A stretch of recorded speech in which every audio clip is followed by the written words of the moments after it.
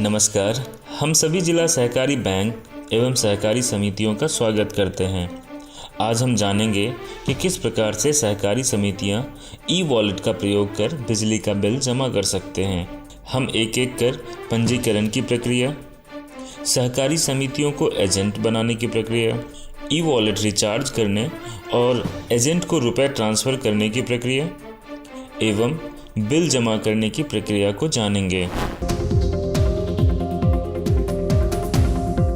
जिला सहकारी बैंक की समिति में बिजली का बिल जमा कराने आया था, तो बहुत जल्दी काम हो गया और बहुत लंबी लंबी लाइनों से छुटकारा मिल गया। तो बहुत अच्छा करा सरकार ने भी और सरकारी बैंक ने भी, बहुत अच्छा काम हुआ है। जिला सहकारी बैंक की समितियां हैं, तो उसमें हमने अपना बिजली का बिल जमा कराया, तो बहुत अच्छा लगा। सहकारी समिति पर यह सुविधा बड़ी अच्छी हुई है। पहले किसान यहाँ खाद लेने, बीज लेने और ऋण लेने के लिए आ रहा था, लेकिन जो बिजली के बिल जमा करने थे उसके लिए उन्हें दूर जाना पड़ता था। अब ये सुविधा भी सहकारी समिति पर है। मैं तो सभी किसानों से, सभी दूर दराज के ग्रामीण क्षेत्र के अपने मित्रों से, भाइयों से, साथियों से निवेदन करूंगा, सहकारी समिति आपके मध्य है, आपके नज़दीक है। आपको विद्युत बिल जमा कराने के लिए परेशान होने की या दूर जाने की जरूरत नहीं है। अपनी नज़दीकी सहकारी समिति के पर जाएँ, अपना विद्युत बिल जमा करें। और ये बहुत ही आसान है, बहुत ही सरल है, सुविधाजनक है। आपके मध्य, आपके साथ।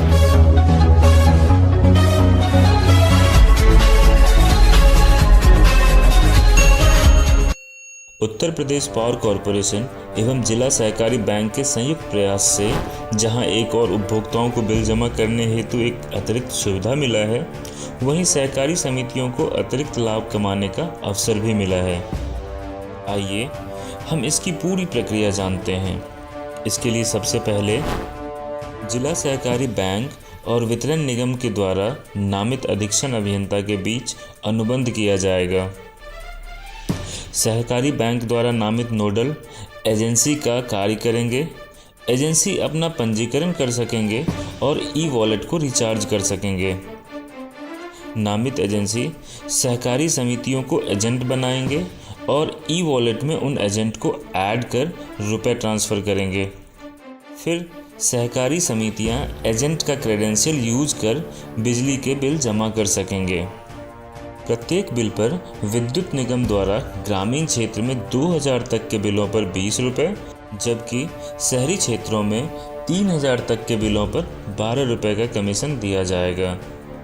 उक्त धनराशि से ज़्यादा बिल अमाउंट पर ग्रामीण क्षेत्र में 1% और शहरी क्षेत्रों में 0.4% का कमीशन दिया जाएगा। वितरण निगम द्वारा दिए गए कमीशन का 5% अधिकतम 5 रुपये प्रति बिल एजेंसी एवं 95% एजेंट को मिल सकेगा। ग्रामीण क्षेत्र के उपभोक्ताओं का बिल अमूमन 200 से 500 रुपये तक का होता है। चूँकि यह अमाउंट 2000 से कम है, इसलिए प्रति बिल 20 रुपये का लाभ होगा। अब अगर एक दिन में 30 बिल भी जमा करेंगे तो एक महीने में 18,000 का कमीशन बनेगा। इसमें से सहकारी बैंक के शेयर को माइनस भी कर दें तो आपको लगभग 17,000 रुपये का अतिरिक्त लाभ मिलेगा। कमीशन की धनराशि मंथ एंड के बाद ही मिल सकेगा। सबसे पहले cooperative bank first working day में निगम को बिल सबमिट करेंगे। फिर वितरण निगम बिल सत्यापित करेंगे और 7 दिनों के अंदर कोऑपरेटिव बैंक को भुगतान करेंगे। उत्तर प्रदेश के लगभग 50 जिलों में सहकारी बैंक उपलब्ध है, जिसमें से लगभग 18 जिलों में आज दिनांक 20 नवंबर तक वितरण निगम द्वारा अनुबंध किया जा चुका है, जहां सहकारी समितियां अब बिल का भुगतान कर सकेंगी। बाकी के जिलों में धीरे धीरे इसकी कार्रवाई की जा रही है। रजिस्ट्रेशन के लिए e-wallet.uppclonline.com पर जाएंगे। यहाँ से यह डिजिटल वॉलेट खुल जाएगा और यहाँ पर रजिस्ट्रेशन बटन दिया है, इसे क्लिक करेंगे। सबसे पहले बेसिक इन्फॉर्मेशन में रजिस्टर एज एजेंसी सेलेक्ट करेंगे। फिर उसके बाद first name, last name, agency का नाम, ईमेल एड्रेस और डिस्कॉम के नेम सेलेक्ट करेंगे। फिर कॉरेस्पॉन्डेंस एड्रेस लिखेंगे, डिस्ट्रिक्ट का नाम लिखेंगे। और नेक्स्ट क्लिक करेंगे। यहाँ पर हमें बिजनेस इन्फॉर्मेशन देनी है, जैसे पैन नंबर, टैन नंबर, अपने मोबाइल नंबर। पैन नंबर लिख लिया, मोबाइल नंबर लिखना है और ऑफिस के एड्रेस लिखने हैं।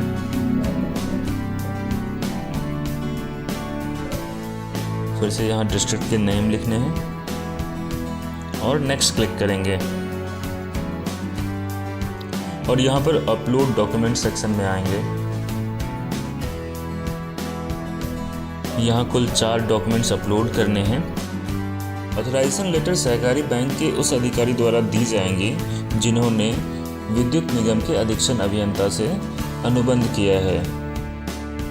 सहकारी बैंक के अधिकारी जिन्हें नोडल नामित करेंगे उन्हें वो एक ऑथराइजेशन लेटर बना के देंगे जिसे यहाँ पर अपलोड करना है। फिर पैन कार्ड और आइडेंटिटी प्रूफ और रेजिडेंस प्रूफ, ये 4 डॉक्यूमेंट्स यहाँ पर अपलोड करेंगे और नेक्स्ट क्लिक करेंगे। फाइनली समरी सेक्शन में आएंगे। यहाँ पर पूरी डिटेल्स दिखेगी जो हमने अब तक फिल किया है। इसे रीचेक कर लेंगे और अगर सारी डिटेल्स सही है तो सबमिट बटन क्लिक करेंगे। अगर कोई चेंजेस करने हैं तो बैक जाकर दोबारा चेंज कर सकते हैं। सबमिट करने के बाद रजिस्टर्ड मोबाइल नंबर पर OTP आएगा। OTP लिखकर वेरीफाई क्लिक करेंगे और अगर नहीं आया है तो रीसेंड कर सकते हैं। रजिस्ट्रेशन सक्सेसफुल का मैसेज आ गया और वेरीफाई के लिए हमें एक ईमेल मिल चुका होगा। हमें ईमेल पर जाना है। ईमेल में हमें यूज़र नेम और पासवर्ड मिल चुका है और फिर नीचे वेरीफाई ईमेल आईडी को क्लिक करेंगे। क्लिक करने के साथ ईमेल वेरिफिकेशन सक्सेसफुल का मैसेज आ जाएगा। दोबारा फिर गो टू लॉगिन पर जाएंगे। तो इस तरह से एजेंसी के पंजीकरण की प्रक्रिया पूरी हो चुकी है। अब पावर कॉरपोरेशन इसे वेरीफाई करेगा और वेरीफाई होने के बाद अपने क्रेडेंशियल को यूज़ कर एजेंसी लॉगिन कर सकेंगे और उसके बाद अपने ई-वॉलेट को रिचार्ज कर सकेंगे। आइए अब हम रिचार्ज करने की प्रक्रिया को देखते हैं। लॉगिन एज एजेंसी करेंगे और अपना क्रेडेंशियल यूज़ करते हुए लॉगिन करेंगे। इसके साथ ही हमें डैशबोर्ड दिखेगा, वॉलेट के बैलेंस दिखेंगे, हमारा यूज़र नेम दिखेगा और एजेंसी का नाम दिखेगा। इसे रिचार्ज करने के लिए वॉलेट क्लिक करेंगे। सेलेक्ट पेमेंट मोड में ऑनलाइन सेलेक्ट कर लेंगे और फिर रिचार्ज अमाउंट लिखेंगे। सेलेक्ट पेमेंट गेटवे में ऑप्शंस दिखेगा हमें। ICICI के अलावा कोई और भी बैंक हो तो भी हमें यहीं सेलेक्ट करना है। प्रोसीड टू पे करने के बाद हमें डिफरेंट बैंक के ऑप्शंस दिखेंगे, तो प्रोसीड टू पे क्लिक करते हैं। यहाँ पेमेंट मोड में नेट बैंकिंग और RTGS एंड NEFT दिख रहा है हमें। नेट बैंकिंग में फर्स्ट ऑप्शन ICICI बैंक दिख रहा है और अगर कोई और बैंक है तो हम अदर बैंक को सेलेक्ट करेंगे। प्रोसीड नाउ क्लिक करेंगे तो यहाँ पर हमें डिफरेंट बैंक के ऑप्शंस दिखने लगते हैं। हम अपना बैंक सेलेक्ट करेंगे और पे नाउ को क्लिक कर पेमेंट कर सकते हैं। RTGS NEFT के लिए यहाँ पर मोबाइल नंबर, ईमेल आईडी और पेमेंट करने वाले का नेम लिख सकते हैं, ऑप्शनल है, इसे छोड़ भी सकते हैं। जनरेट चालान क्लिक करेंगे। चालान जनरेटेड सक्सेसफुली, तो इस तरह से चालान जनरेट हो जाएगा और एक PDF डाउनलोड हो जाएंगी। अगर PDF डाउनलोड नहीं होता है तो जनरेट अगेन क्लिक कर सकते हैं और इस तरह से PDF दिखेगा हमें। इसकी प्रिंट लेकर हम बैंक को दे सकते हैं और वहाँ पर पैसे जमा कर सकते हैं। तो इस तरह से हमारा वॉलेट रिचार्ज हो जाएगा। अब एजेंट ऐड करने के ऑप्शन को देखते हैं। तो सबसे पहले ऊपर एजेंट को क्लिक करेंगे। यहाँ पर पहले से जितने भी एजेंट ऐड है वो दिखेगा हमें और न्यू एजेंट ऐड करने के लिए इस प्लस बटन को क्लिक करेंगे। जिस भी एजेंट को ऐड करना है उसकी पूरी डिटेल्स लिखेंगे यहाँ पर एजेंट के बैंक डिटेल्स को सही से भरना है। Add agent request is submitted successfully, agent की डिटेल्स सक्सेसफुली सबमिट हो गई है। अब एजेंट को अपना ईमेल एड्रेस वेरीफाई करना है। एजेंट को इस तरह से ईमेल आ जाएगा, उनके यूज़र आईडी और पासवर्ड दिखेंगे और नीचे वेरीफाई ईमेल आईडी को क्लिक करने से इनकी ईमेल आईडी वेरीफाई हो जाएंगी। Email verification successful.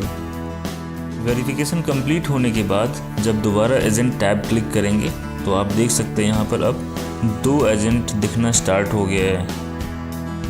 और जो अभी एजेंट बनी है उसकी वॉलेट में आप देख सकते हैं कि 0 रुपीज़ है। इनकी डिटेल्स को हम एडिट कर सकते हैं, डिलीट कर सकते हैं। अब देखते हैं कि एजेंसी अपने एजेंट को कैसे रुपए ट्रांसफ़र कर सकता है। इसके लिए ट्रांसफ़र टैब को क्लिक करेंगे। इस तरह से दिखेगा हमें। हमारे पास 2 एजेंट हैं, तो दोनों को इक्वली डिस्ट्रीब्यूट करना है या अनइक्वल करना है वो वहाँ पर ऑप्शन सेलेक्ट कर सकते हैं। अगर इक्वल सेलेक्ट करेंगे और यहाँ पर 5000 लिखेंगे तो दोनों एजेंट को 5000 डिस्ट्रीब्यूट हो जाएगा। और अगर अलग अलग करना है तो हम अनइक्वल लिखेंगे और सेपरेटली दोनों के अमाउंट को लिख सकते हैं। तो हमने 1000 और 1500 लिखा और सबमिट कर दिया। Transfer completed. तो अब हमारे दोनों एजेंट के वॉलेट में इतने रुपए आ जाएंगे। एजेंसी को भी यहाँ सर दिखेगा उनकी अवेलेबल बैलेंस अब सिर्फ 13000 बची हैं, क्योंकि उन्होंने 2500 दोनों एजेंट को डिस्ट्रीब्यूट कर दिया है। ट्रांजैक्शन में सारी डिटेल्स दिखना स्टार्ट हो जाएगा कि हमने कब अपनी वॉलेट को रिचार्ज करवाया है और फिर कितने अमाउंट हमने अपने एजेंट को डिस्ट्रीब्यूट किया है। पूरी स्टेटमेंट निकाल कर देख सकते हैं। यहाँ पर पेमेंट हिस्ट्री देखी जा सकती है। तो इस तरह से एजेंसी अपना ई वॉलेट रिचार्ज कर सकता है और अपने एजेंट को रुपए ट्रांसफ़र कर सकता है। अब एजेंट के पास रुपए आ चुके हैं और वो किसी भी उपभोक्ता का बिल जमा करवा सकता है। तो आइए अब हम बिल जमा करने की प्रक्रिया देखते हैं। इसके लिए सबसे पहले लॉगिन एज एजेंट करना है। फिर एजेंट अपने क्रेडेंशियल्स को यूज़ करते हुए लॉगिन करेंगे। अब एजेंट के डैशबोर्ड में उनके पास कितना बैलेंस बचा है वो दिखेगा। बिल पेमेंट करने के लिए पेमेंट टैब को क्लिक करेंगे और जिस कंज्यूमर को जमा करना है उसका अकाउंट नंबर कंज्यूमर नंबर की जगह पर अकाउंट नंबर लिखेंगे। और एरिया सेलेक्ट करने पर हम अर्बन और रूरल सेलेक्ट कर सकते हैं। फिर गेट बिल क्लिक करेंगे तो कंज्यूमर की डिटेल्स हमारे सामने दिखना स्टार्ट हो जाएगा। डिटेल्स चेक कर हम कंफर्म हो लेंगे और फिर नेक्स्ट क्लिक करेंगे। यहाँ पर उपभोक्ता का मोबाइल नंबर लिखना है और सेंड OTP क्लिक करना है। उपभोक्ता के मोबाइल नंबर पर OTP आया होगा, हम उनसे पूछेंगे और फिर OTP लिखकर उसे वेरीफाई कर देंगे। अगर OTP नहीं पहुँचा है तो हम रीसेंड कर सकते हैं। वेरीफाई होने के बाद हमारे वर्चुअल अकाउंट की डिटेल्स दिख रही है, वॉलेट में कितने बैलेंस हैं वो दिखेंगे। कंफर्म होने के बाद हम पे बिल क्लिक करेंगे और पेमेंट सक्सेसफुल हो गया। यहाँ पर हमें उसकी रिसीट दिखने लगेगी। इस रिसीट को हम प्रिंट कर उपभोक्ता को दे सकेंगे। उम्मीद है आपको हमारी यह जानकारी अच्छी लगी होगी। अपना और अपनों का ख्याल रखिए। धन्यवाद।